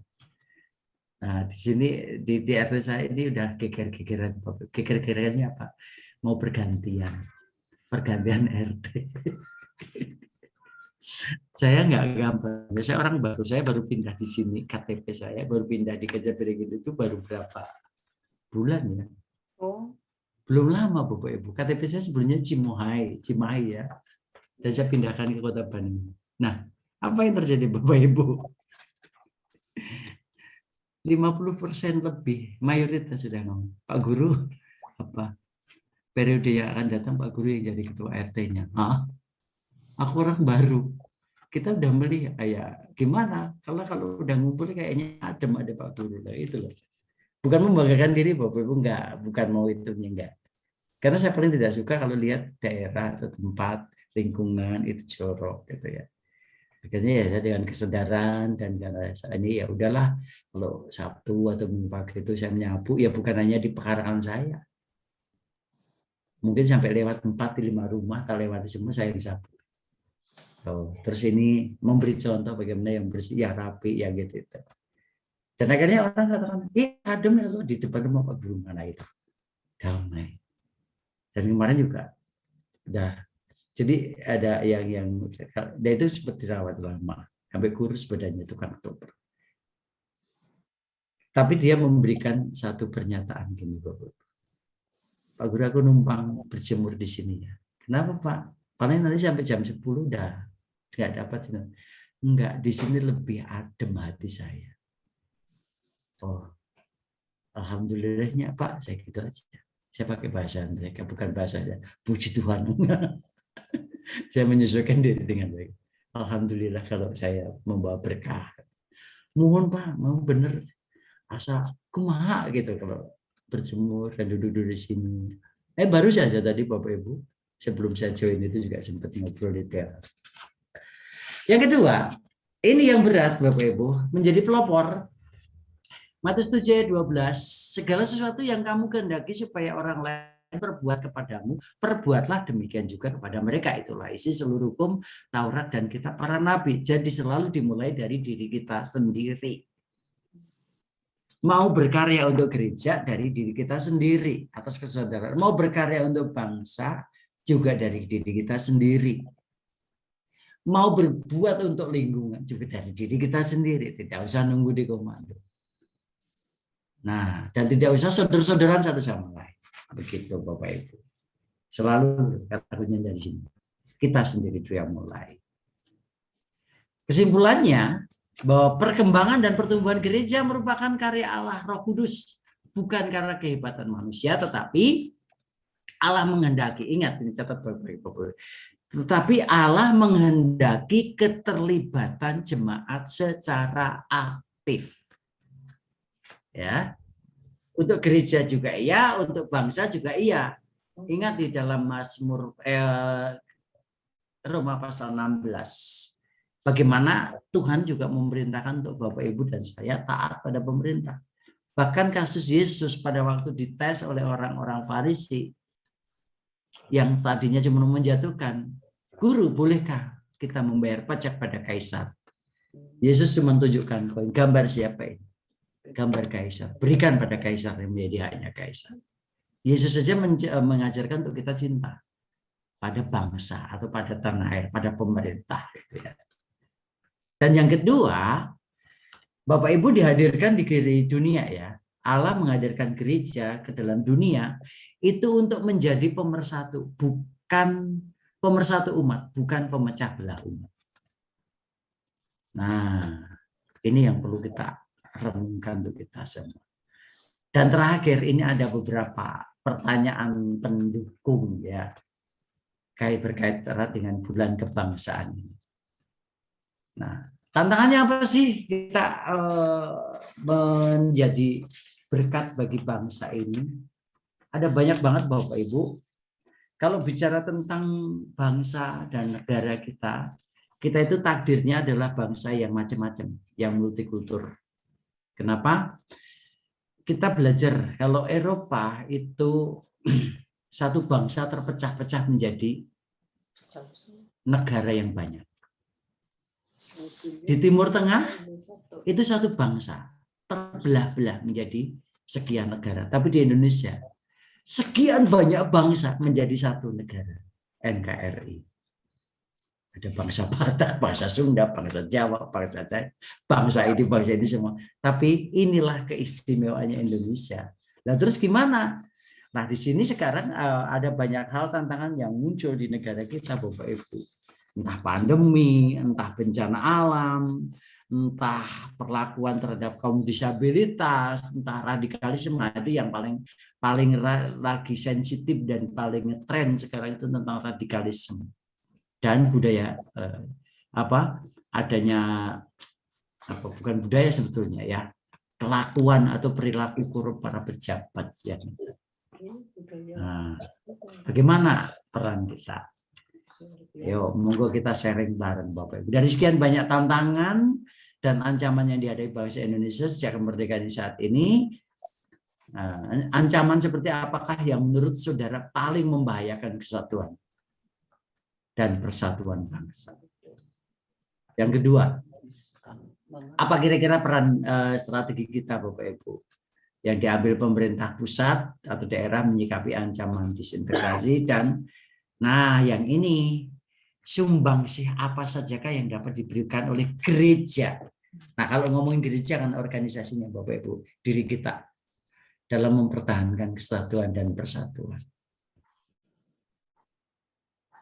Ada yang mau sharing Bapak Ibu dari tiga pertanyaan ini? Monggo. Oke, Pak Marjana. Iya, Pak. Untuk pertanyaan yang 3 ini kita anggap ini ada sesuatu kuis Pak Marjana. Ya. Ya, jadi nanti nomor 1, 2, dan 3. Nomor 1 kita lempar ke Bapak Ibu sekalian. Kita tunjuk siapa yang berkenan bisa mengungkapkan pendapatnya. Kemudian nanti yang 2 kita tunjuk kembali, dan yang ketiga seperti itu. Kita ambil satu-satu saja, Pak. Oh, iya, monggo. Oke. Mohon izin Mbak Marjana, jadi saya moderatorin ya. Monggo. Ya, langsung. Pertanyaan nomor 1,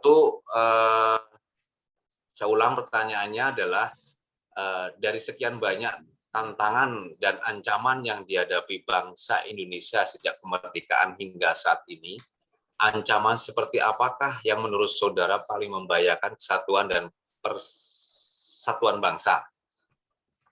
Silakan Bapak Ibu yang mau menanggapi ini, Mas Diki minta tolong yang ngacung tangannya boleh di yang terdahulu. Yang terkemudian. Monggo Bapak, Ibu. Kan ada radikalisme, Halo. ada bencana. Ini langsung muncul. Monggo. Ya, silakan Ibu Ru. Matur nuwun Pak Mas Jono. Iya. Sebetulnya saya hanya menanggapi dari Bapak tentang materi ini. Bagus sekali perpecahan. Karena saya menjadi warga GKJ sudah sampai umur masuk 75 tahun ini. Jadi hanya menanggapi yang saya amati, satu, perpecahan bukan hanya di dalam jemaat kita sendiri ada. Kemudian ekstern, kenapa harus pindah ke tempat lain? Iya, ada. Karena apa? Banyak hal yang saya amati, nun sewu, kalau di dalam antara lain misalnya tersinggung.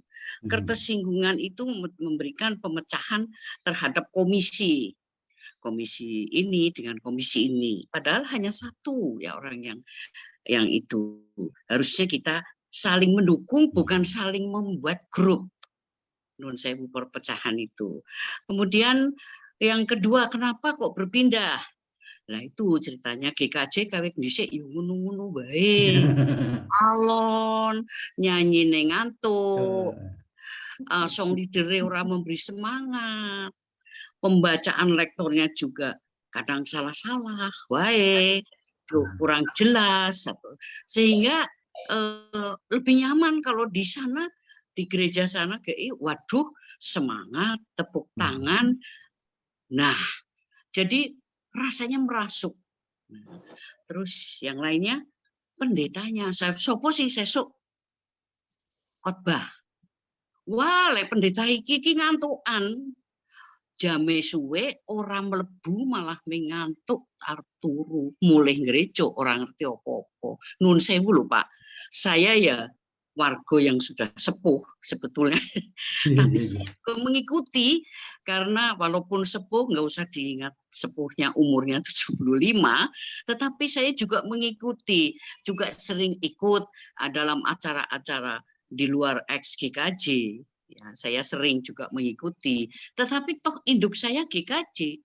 Jadi saya tetap berpatokan GKJ dan seperti tadi kata Bapak bahwa kita harus tepat ya wong gereja, wong GKJ. Jadi ada andap asornya, ada rasa sungkannya. Dan yang terakhir, lah wong pendetane dewi ya sok satu gereja ada 2 atau 3, yo ora akur. Saling bersaing. Nun sewu lho, profesinya pendeta. Tetapi, nah monggo bisa dipahami sendiri. Matur nuwun. Ini masukan ya Pak Wid ya. Oke, Pak. Nah, cocok nih masukan dan itu realitas yang memang terjadi ya Pak ya. Nah, terjadi itu Pak. Ya, realitas yang ini menjadi bahan, kalau saya bilang autokritik Bapak Ibu. Ya memang rumput tetangga selalu lebih hijau. Nun sewu Pak. Satu hal lagi. Apa perlu diadakan kuesioner? Kuesionernya adalah misalnya ada seorang pendeta, kemudian jemaatnya kuesioner. Apa yang kurang atau kelebihannya?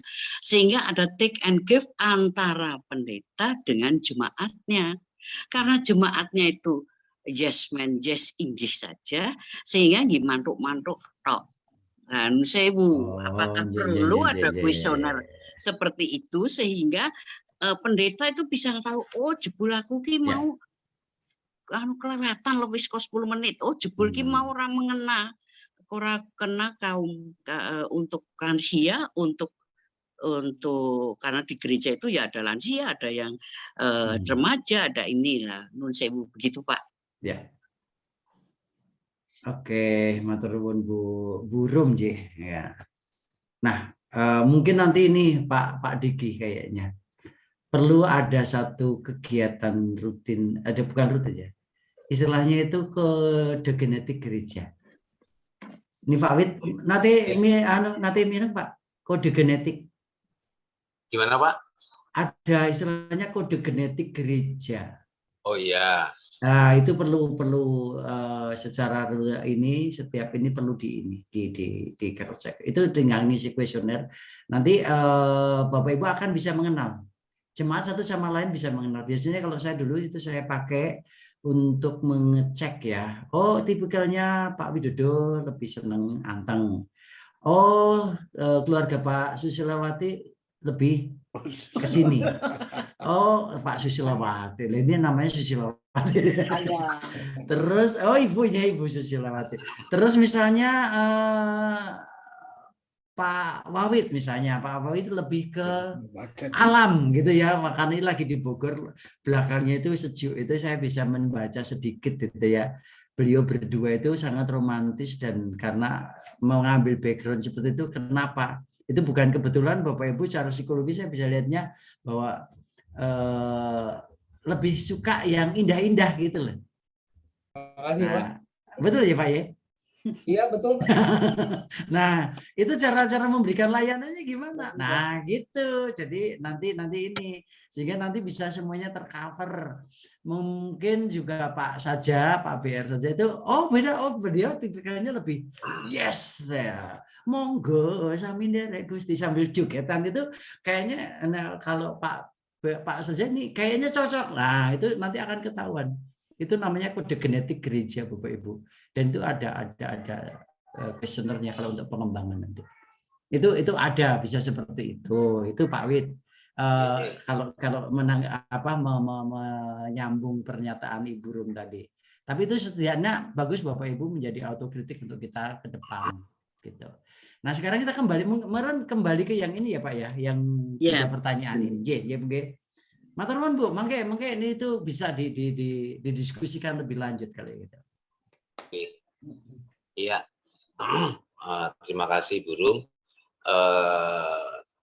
Yang saya amati itu tadi Ibu Rum menyampaikan yang lebih spesifik ke arah internal dalam hal ini adalah ya maaf kata ini adalah suatu kritik ke dalam gereja. Seperti itu ya Bu Rum ya.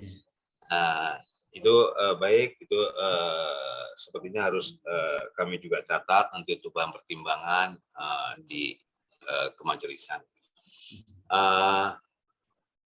Sebenarnya di pertanyaan ini yang secara global nasional itu sebenarnya apa sih yang menjadi tantangan yang berat yang dihadapi bangsa Indonesia ini sejak kemerdekaan hingga saat ini? Ya. Dan itu yang menjadi tantangan gereja sekarang juga, Pak. Iya. Betul. Mungkin Pak Jana bisa ini apa sih yang secara nasional ini yang paling greget yang bisa merusak tatanan kenegaraan ini yang akhirnya bisa menjurus ke dalam gereja? Ya, yang paling kelihatan banget sekarang Pak ya. Maaf kalau saya belak-belakan aja. Dimulai dari 2016 Pak, yaitu orang yang tidak lagi bangga dengan budayanya sendiri. Itu pertama. Terus yang kedua, politik identitas tadi itu yang paling mengerikan sekarang itu, karena hampir semua negara kehancurannya karena politik identitas. Nah, ini kita harus ingat pesannya Bung Karno dulu ya Bapak Ibu ya. Bung Karno itu pernah ngomong gini, hei kamu semua, musuh yang paling berat itu adalah dari dalam bangsa sendiri, saudara-saudara sendiri, gitu ya. Kalau kamu jadi Kristen, jangan jadi Yahudi. Kalau kamu jadi Hindu, jangan jadi orang India. Tapi kalau kamu jadi Islam, jangan jadi orang Arab. Tapi jadilah bangsamu sendiri. Nah, itu yang ini.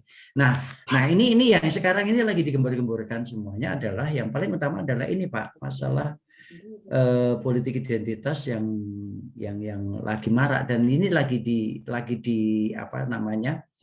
Sekarang ini lagi cek ombak, Pak.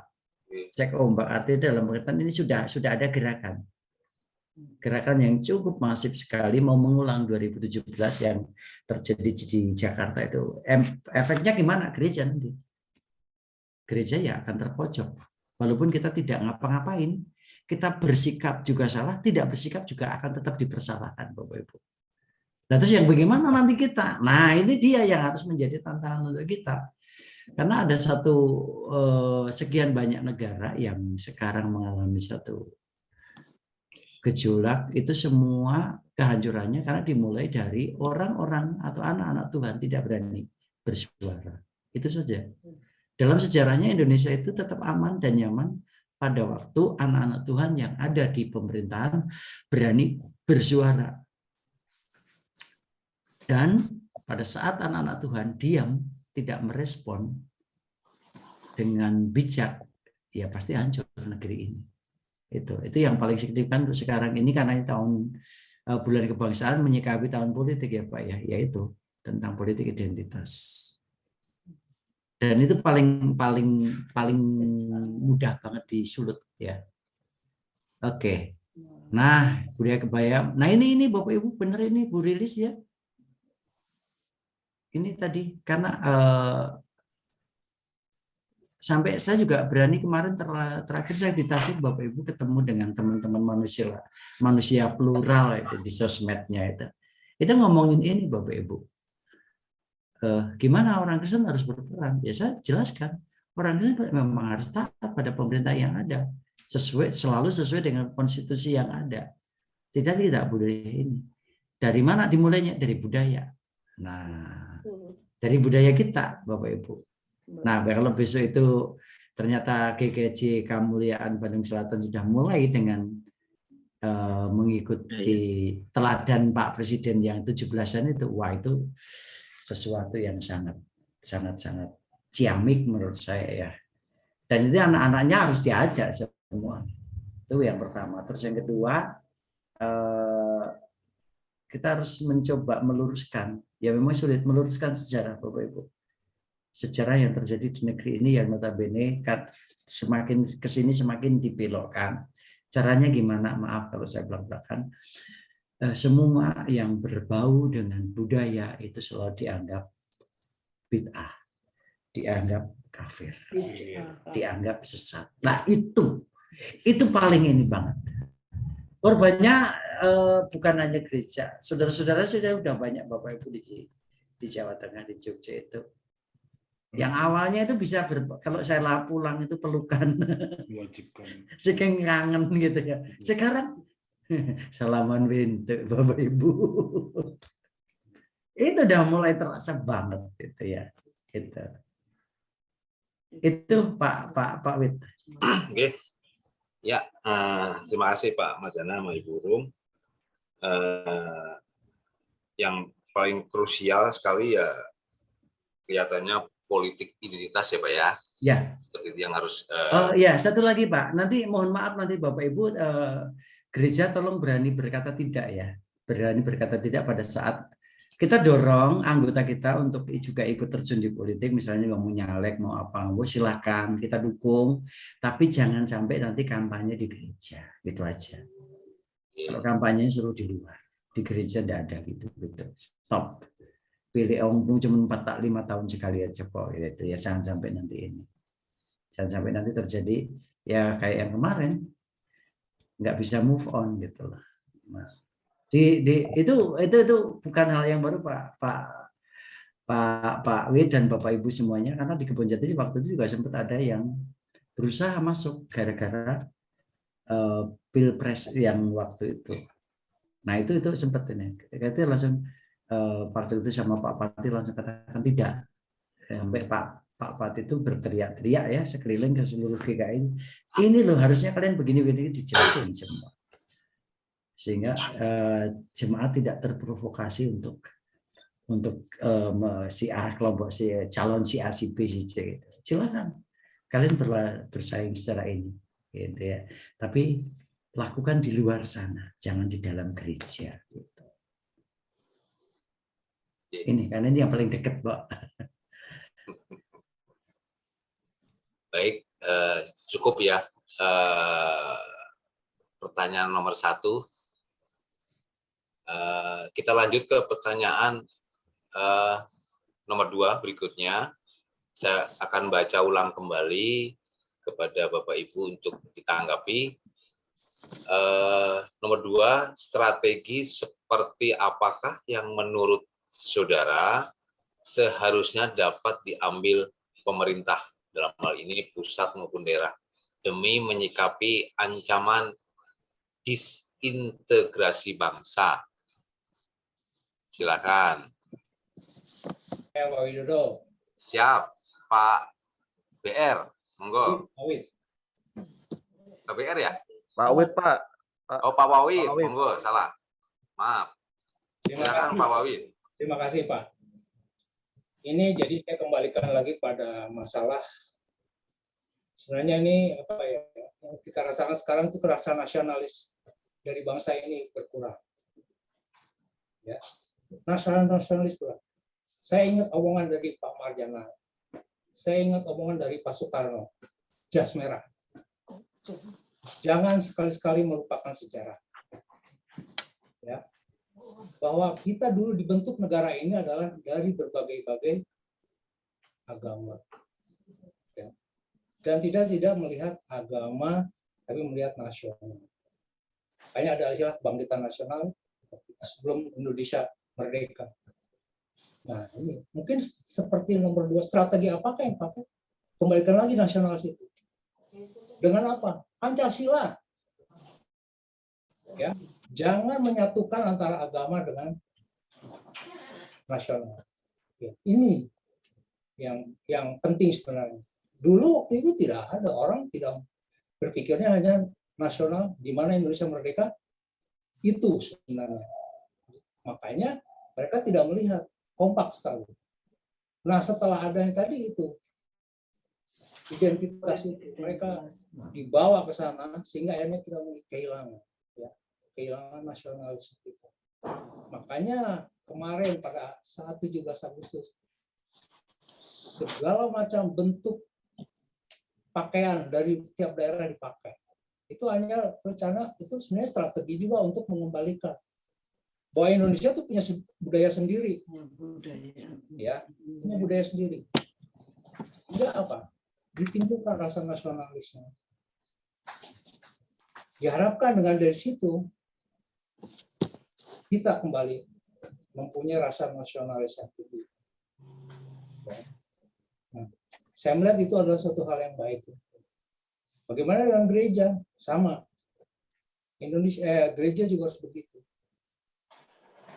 Tetap menunjukkan bahwa nasionalisnya didulukan. Masalah agama adalah urusan dengan Tuhan. Ini kita adalah bagaimana kita membangun negara ini tanpa melihat. Makanya pentingnya sekali tadi bersosialisasi dengan yang lain. Tunjukkan tadi. Seperti kata Pak Marjana, apa yang dilakukannya betul itu. Sehingga orang melihat bahwa orang Kristen itu begitu. Gitu. Tapi tidak menghakimi mereka, tidak. Tunjukkan dengan apa yang kasih tadi itu. Ya. Jadi saya itu aja, nasionalis saja. Kalau kita bisa menanggung nasionalis, hilang apa namanya disintegrasi, ada itu. Dan jangan menyatukan antara agama dengan rasa nasional. Terima kasih Pak, itu aja Pak, ini dari saya. Oke, matur suwun Pak Wawid. Monggo Pak ditanggapi Pak. Oke, setuju Pak. Dan gereja sepertinya, maaf kata Bapak Ibu, kayaknya ada mulai di gereja pun, kalau boleh maaf kata, saya juga bilang nasionalisme mulai luntur Pak ya. Betul. Betul ya. Nah itu kalau saya berpikir juga sudah saatnya mungkin mulai dari kemuliaan dulu deh. Kayaknya bulan budaya lebih diperbanyak lagi mungkin ya Pak ya. Betul. Setuju ya. Kayaknya ini PR Pak Diki. Iya, Pak. Kayaknya bulan budayanya kayaknya ini kan ada 30. Memang terseok enggak usah takut itu ya. Saya ingat betul Bapak Ibu pada waktu menanamkan rasa nasionalisme, terutama, maaf ya, saya nyebut etnis karena waktu itu saya juga sempat memimpin Kalam Kudus ya, gereja Kalam Kudus di Pekanbaru yang notabene pakai bahasa Jumpo. Nah, jadi setiap khotbah minggu kan bagiannya 3 kali juga saya ganti pakaian dan saya tidak pernah pakai jas, Bapak Ibu. Saya tidak pernah mau pakai jas. Nah, caranya pakai gimana? Ya, kebagian pertama saya pakai sorjan, pakai belangkon.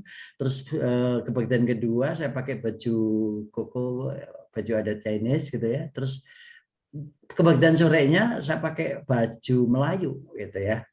Karena itu memang di tanda kutip di Melayu sana gitu. Nah, terus minggu depannya begitu lagi sampai terus saya pakai ulos.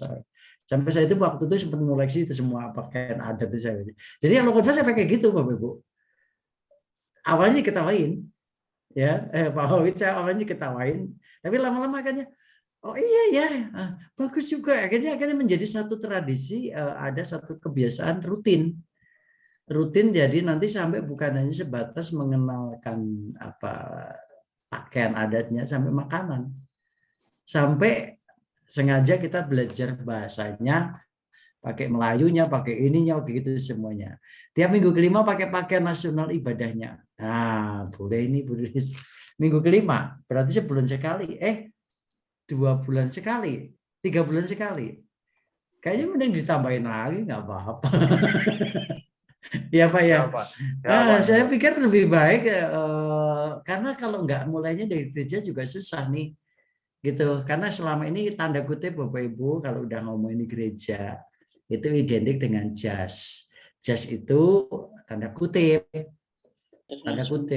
lebih kepada tradisi Eropa ya Bapak Ibu ya. Betul ya. Kalau saya sih happy aja.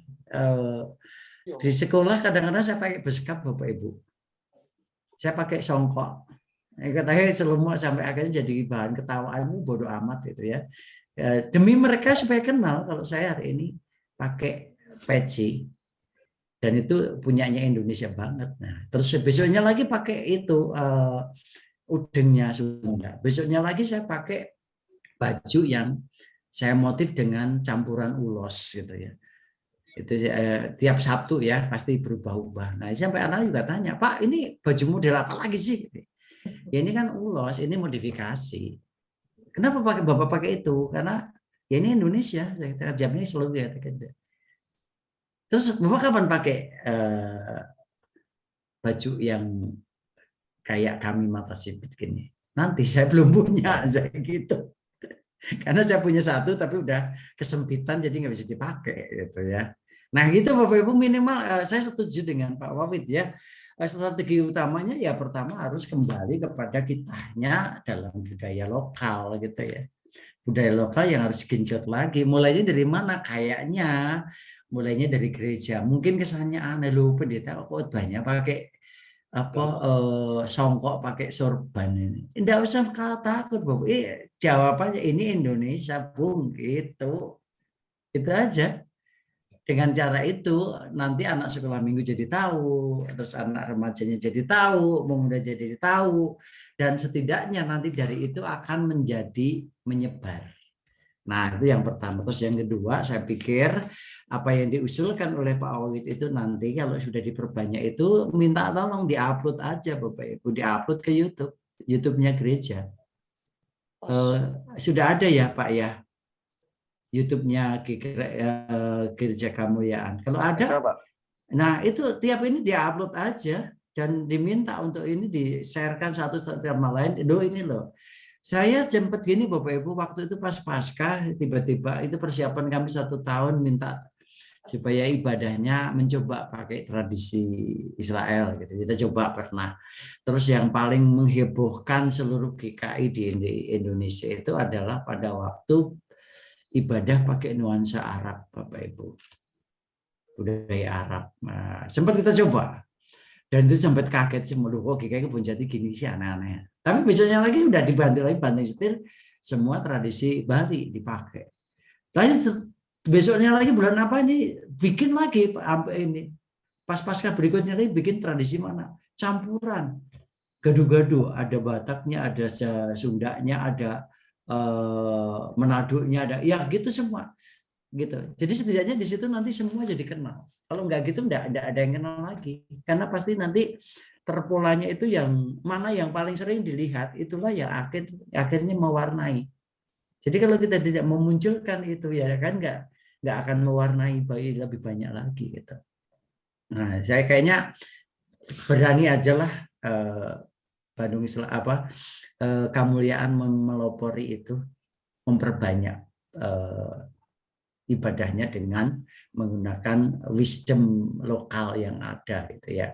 Ya oke, lagunya tetap bahasa Indonesia, pakaiannya lah minimal itu. Terus sekali-kali cuplikan, nggak harus KJ-PKJ ya boleh, ya itu bagus karena udah ketetapan tagernya kita. Ya kita sekali-kali diselipin lagu-lagu yang kontemporer, tapi ya diteliti lagi itu sesuai dengan ajaran GKJ atau enggak gitu ya. Kalau misalnya kayak yang tadi saya sebutkan Abdi Mual Mundur itu, wah itu untuk gerak semua seru, semua sehat, pulang gereja fresh semuanya gitu ya. Dan saya pernah teskan itu kepada anak-anak yang notabene nggak ngerti ya di sekolah itu bahasa Abdi Mual Mundur, Abdi Mual ngecat. Ya saya tidak akan mundur, saya tidak akan loncat meskipun satu langkah gitu ya. Tetap dalam mengikut Tuhan gitu ya. Itu Bapak Ibu. Sambil joget. Oh enggak apa-apa. Saya pikir di gereja nggak apa-apa. Loh Daud itu juga memuji Tuhan sambil menari-nari. Gitu.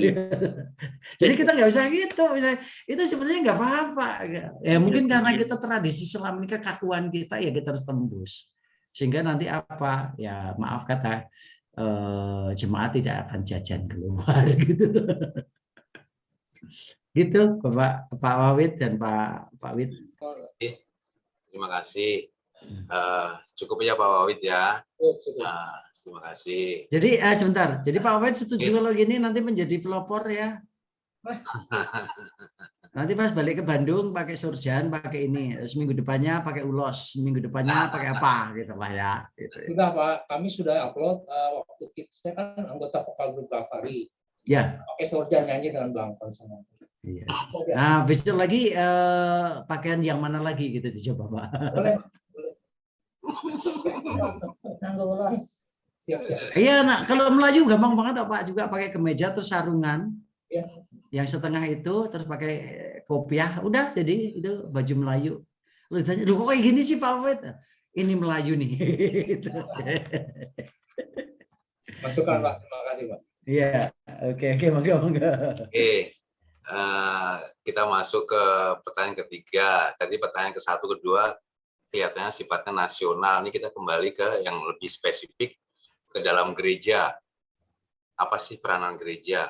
Saya akan bacakan pertanyaannya. Sumbangsi apa sajakah yang dapat diberikan oleh gereja dalam mempertahankan kesatuan dan persatuan bangsa? Satu peserta lagi, monggo.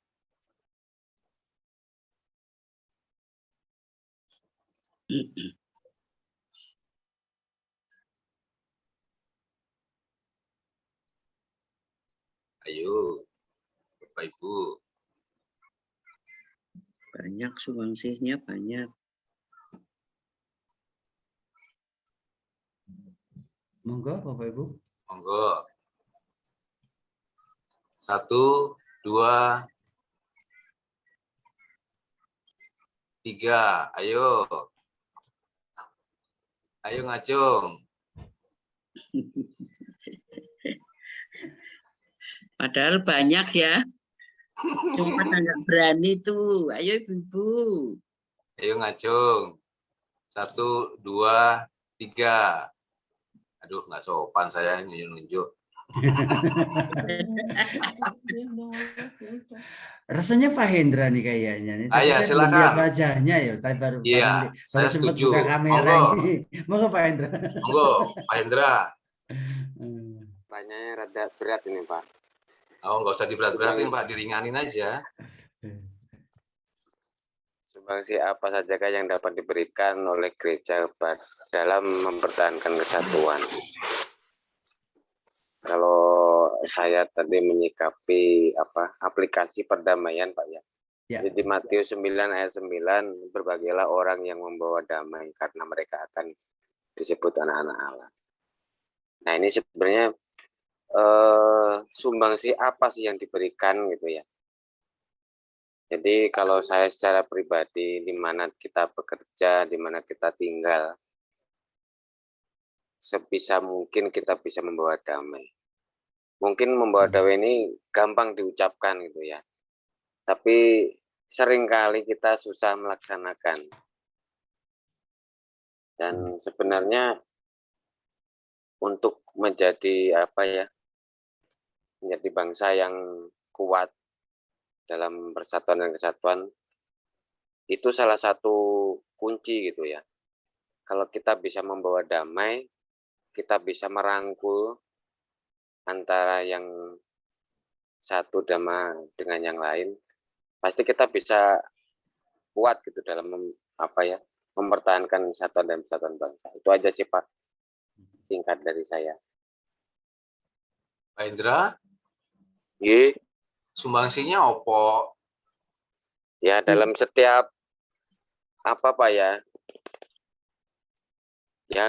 mau di rumah, mau di pekerjaan, mungkin nggak secara nyata gitu Pak ya, kelihatan secara fisik gitu, tapi kita bisa merangkul, dalam artian kita dalam bersikap lah gitu ya, kita bisa menjadi damai gitu, membawa damai.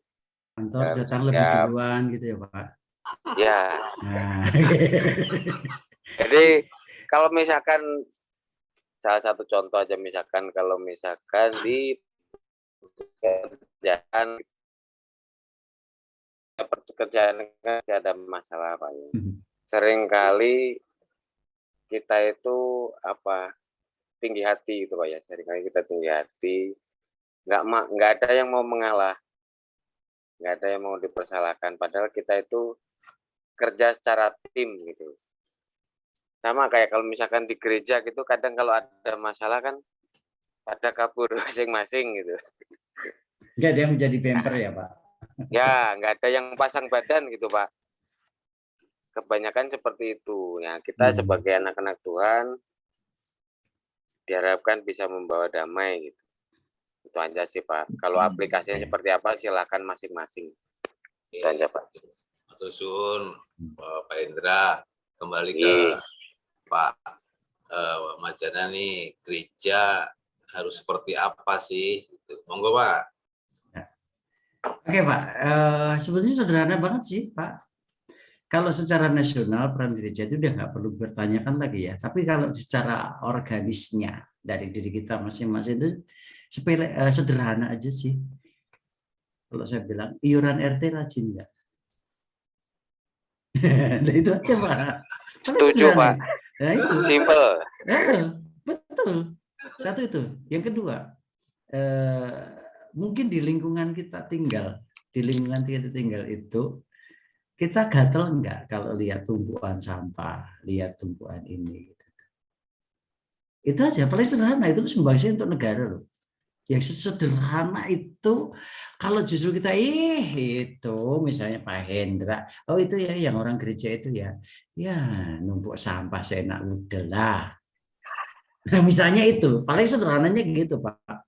Karena kalau kita menuntut yang muluk-muluk kayaknya tidak ini. Saya ingat betul Bapak Ibu, waktu saya tinggal di RT 3 itu, kalau saya nyapu di tiap-tiap 2 hari sekali ya. Tiap 2 hari sekali itu sore sebelum sholat maghrib itu saya selalu membersihkan jalan gang itu yang di RT 3 yang sebelum di rumah yang sekarang ini. Dan itu semua rata-rata bilangnya gini, Mas bener rajin banget ini. Saya besar kepala nggak dipuji, enggak. Justru saya malah jawaban saya ketus. Nggak usah dibilangin, ayo sana ikut ambil sapu nyapu bareng. Lama-lama mulai muncul satu, muncul lagi sampai ujung ke ujung Bapak Ibu. Ibu-ibunya, bapak-bapaknya keluar semua, ada yang bawa pengki, ada yang bawa sapu, ada yang bawa ini. Akhirnya serentak bareng, nggak usah diumumkan oleh RT-nya. Tapi yang mulianya jadi saya nyapu sebentar sendiri, terus diomongin oleh orang-orang. Dibilangnya gitu, terus saya jawab. Nggak usah diomong, dicontoh, ayo ikut, keluar, ambil sana sapu, ayo kita bareng-bareng, cepat-cepat. Hari pertama nggak terjadi, kedua nggak terjadi, ketiga nggak terjadi, keempat, kelimanya baru geruduk semua keluar. Ujung ke ujung semua beres satu RT Bapak Ibu. Yang sederhana itu aja peran kita, nggak usah sampai misalnya ya nanti kan pasti istilahnya sesuai pakem ya Bapak Ibu. Pakemnya kalau misalnya yang disebut jabat ya udahlah biarkan mereka yang memikirkan di sana ya sesuai dengan tupoksinya. Tapi kalau kita sebagai warga gereja yang sederhana, yang di rumah itu ya, yang di lingkungan, yang itu aja lah. Karena dengan cara seperti itu, semua orang akan merasakan dampaknya. Dan jujur Bapak Ibu, begitu saya pindah di RT2 pun juga berubah. RT3-nya yang saya tinggali tetap bertahan seperti itu. Karena ada juga pensiunan PJK orang Jawa juga. Akhirnya dia yang meneruskan pola itu dan semuanya ikut. Nah, dari yang kecil-kecil gitu aja Bapak Ibu. Saya pikir kalau sumbang apa sih yang dapat diberikan gereja oleh gereja? Itu yang pertama. Secara organis ya, secara individualnya. Kalau secara organisasi ya boleh aja sih dalam tindakan kayak kasus sekarang misalnya. Kasus COVID. Seberapa banyak kita terlibat. Sampai detik ini saya ingat betul karena saya diminta mantan murid saya itu nelpon, Mas ikut, ngapain? Aku jemput dia ke sini dulu bantuin masak. Terus saya juga suka masak. Terus ini mau dipakai kemana? Enggak usah banyak nanya, nanti Mas juga tahu. Nah karena dia yang punya modalnya, saya jadi ikut tenaganya gitu. Dan akhirnya menyebar lagi ke yang lainnya. Dan orang terberkati dari yang ini.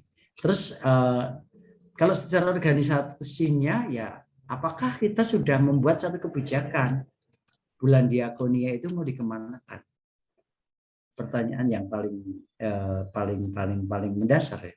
Bulan diakonia kalau kita mengumpulkan diakonia seberapapun besarnya itu kita kemanain? Saya pikir selama ini paling maaf ya ke LAI, ya LAI butuh perlu disumbang.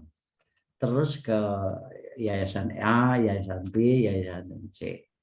Tapi apakah pernah kita mencoba lintas batas, melampaui batasan normal? Ya, nyebrang Bapak Ibu. Menyeberang ke mana? Ke saudara-saudara kita yang bukan orang gereja. Berani enggak? Sampai detik ini saya akan bersyukur Bapak Ibu walaupun hanya enggak seberapa, mungkin 10-20 ribu. Mereka ngerti bahwa saya orang Kristen. Dan mereka sangat berterima kasih. Nuhun pisannya, bahwa ini sangat ini banget untuk saya. Walaupun hanya, maaf kata mungkin nggak ada, ya 20 ribu kita, ya itu sekecil itu gitu ya, tanda kutip Pak ya. Bukan mengecilkan berkatnya. Tapi itu bisa bermakna dan orang itu akhirnya mengerti. Terus, ya bukan saya bertanya, mereka cerita sendiri. Seumur-umur ya, saya itu butuh dan ini. Ternyata yang hadir adalah orang Kristen. Dan saya tahu untuk menjadi orang Kristen tidak gampang. Nah, dan saya pun sesuai dengan akidah saya juga tetap sesuai dengan akidah saya. Tapi ya nggak tahu kalau hidayah Allah itu nanti seperti apa. Nah itu kan mereka sendiri yang ngomong, bukan saya Bapak Ibu. Tapi hanya dengan peran sekecil itu dan akhirnya menyebar sampai satu titik nanti, oh ini jemaat.